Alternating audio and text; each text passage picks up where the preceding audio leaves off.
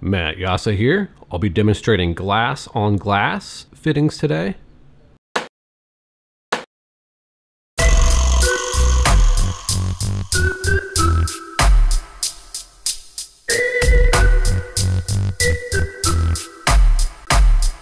I'll make sure all the knobs are closed for safety, then I'll add a little bit of propane and get things started with my mini oil lamp. And then once I have a 6 to 8 inch flame, I'll start adding the oxygen, which will turn the flame blue. You can also see what they call the candles here, which are the jets from the propane. And real quick, I wanted to mention I did get a second camera for the channel to get another viewing angle of what's going on. And so we have the first person view, and here you're seeing it just like you would as if you're in front of the torch, just as I see it. And now that I have that male tapering tool waxed up, I'm going to go ahead and put a hot blow tube in there and blow. And this will expand the blow tube out to match the inside of that tool. And now with the new camera, you can see me marving it down on the desk. There's really a lot of desk work that gets missed because of that camera angle. And that's the male side of the fitting. I'll be also making the female side that this one fits into to make an airtight seal. So this tool allows you to put two separate pieces of glass together temporarily with this fitting. You might have seen me use this in the water distillation video. And now that that's done, I'll go ahead and open up a hole in the front of it. I pulled out some glass to help thin it out and bring that air pocket towards the surface, so then when I blow into it, it pops open very easily. And you'll want to open them up even if you're attaching it to something solid like a decanter lid, just because it's not a good idea to heat up sealed glass. The air inside will expand at a different rate and might cause it to explode. Now I'll use my mini jacks to flare it open a little bit. You don't want to disrupt that taper, so you have to be very careful here. And as I said before, it's a very slight taper. It starts out about a 14 millimeter round, and then over an inch, it'll shrink down to about 13 millimeters.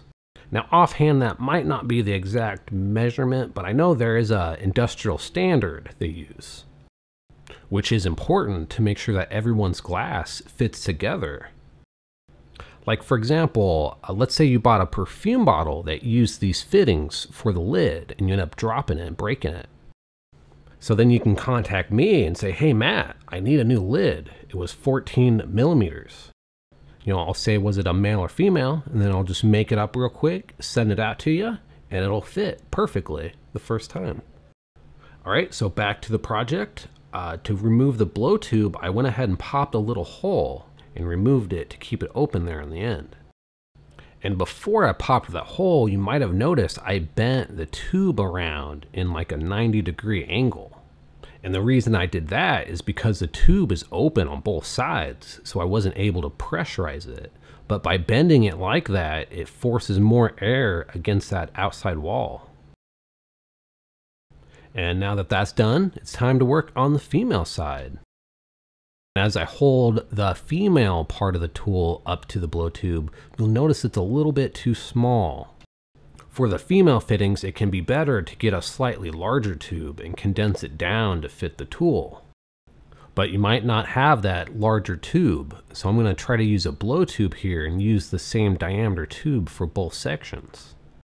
So I'm going to use my large jacks here to flare it open to get the tool to fit inside. And you want to wax them up so that they don't stick and they slide very nicely. You'll notice a little bit of fire and smoke coming off, which is that natural beeswax. And I like using the beeswax. It works really well. It doesn't leave behind any residues. And I think it smells pretty nice too. And now that it's flared open, I'll go ahead and use the tool to shape the inside to give it a slight taper and form that female piece. But I'm having some trouble getting this tapering tool much deeper than that. It would probably still work, but it's good to have at least that full inch of that tool in there. So I'm going to switch over to this larger tubing that I was talking about earlier. So this tube is only slightly larger than the tool. So what I'm going to do is condense the walls down a little bit, then I can insert the tool to make the taper. And I forgot to mention that the new camera that you're looking through right now is the GoPro 6. It's a lot smaller than my normal camera, so I'm able to put it up in the vent hood to get this nice angle. And the quality might not be as good as my normal camera, but I can record in a higher frame rate. So for the explosions and the science experiments, especially like the glass cannon, I'll be able to get that extra information that I'm missing. Once you have it tapered to the right size, you want to finish it off with a solid plug. And that'll just help mold those walls to the perfect shape for the best fit.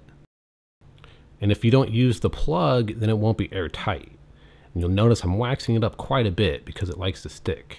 And now to remove it from the tubing, I'll start by attaching a punny, and I'll put it on kind of the outside rim so it won't affect the taper. And now I'm going to go down the tube a little bit and start pulling glass out of the same spot over and over again. And once it gets thin enough, the flame will just rip it open. And once I have that hole in there, I can kind of start to rotate it around and pull on it and kind of melt it apart in two pieces without melting the tube closed. And that's really just one way to separate tubing. There's actually quite a few different ways you could do it.